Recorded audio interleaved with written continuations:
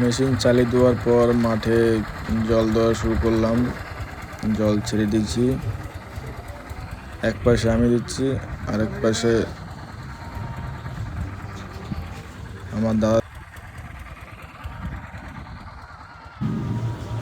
ওই পাশে দাদা জল দিচ্ছে, কেন একা পারা যাচ্ছে না, ওর জন্য দুজনের দুপাশে জল ছেড়ে দিয়েছি। পেটিতে জল ঢুকছে, জল হয়ে গেছে, আর অন্য পেটিতে কেটে দেবো।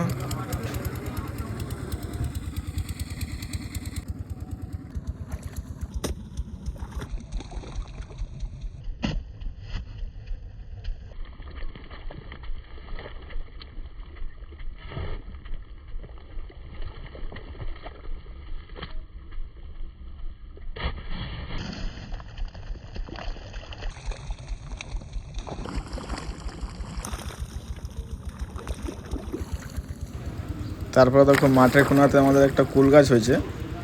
কুল গাছটা খুব সুন্দর কুল ধরেছে, খেতে ভালোই টেস্টি আছে, টক টক লাগছিল, খাচ্ছিলাম আর জল দিচ্ছিলাম।